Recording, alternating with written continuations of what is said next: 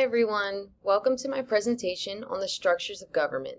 Today, we'll explore three main ways power can be organized: unitary, federal, and confederal systems. So, why do structures matter? Because government is about power, who has it, and how it's used.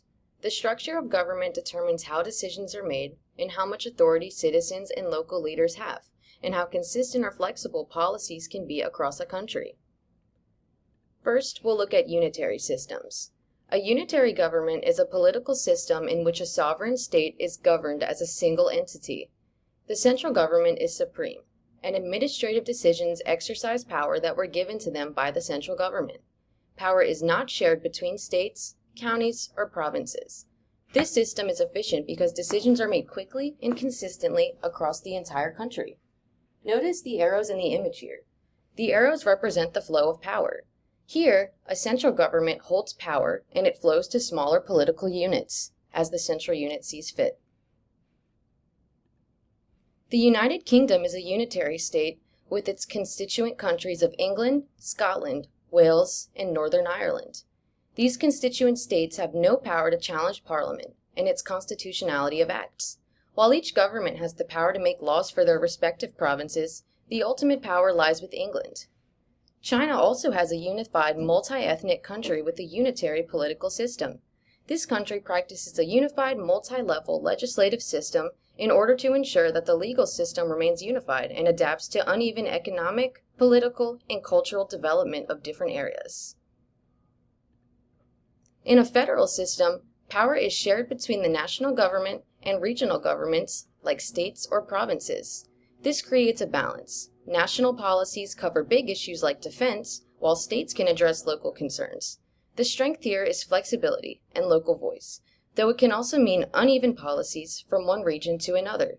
The image here shows us that power flows both ways in a federal system. The United States has a centralized government in Washington, D.C., which is comprised of three branches of government: the executive, judicial, and legislative. However, each state also has its own smaller-scale version of that governmental system. The Constitution outlines the duties of the centralized government, and the 10th Amendment establishes that any powers not given to the federal government belong to the states and the people. Basically, the states in many ways are under the authority of the federal government, but they still have some degree over autonomy of a lot of things. A confederal system is the opposite of unitary. It's a loose alliance of independent states with very limited central authority. The central government usually handles only the things that all members agree on, like defense or trade, while states keep most of the power.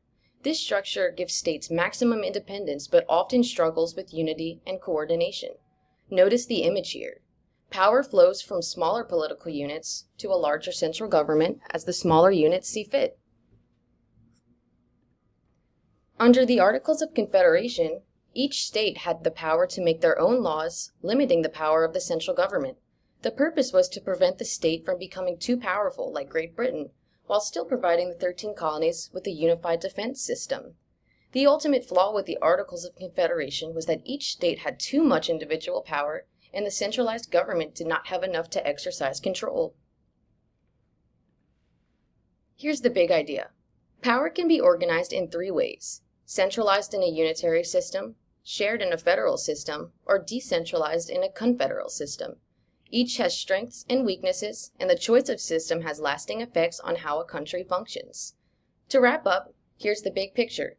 Government can be organized in those three ways. Unitary systems are like the red light. Everything stops at the center. Power is centralized in one national government. Federal systems are the yellow light. There's a balance or blend between national and state governments. And confederal systems are like the green light. Power flows outward, giving independence to the states while the central authority stays weak. Thank y'all so much for tuning in today.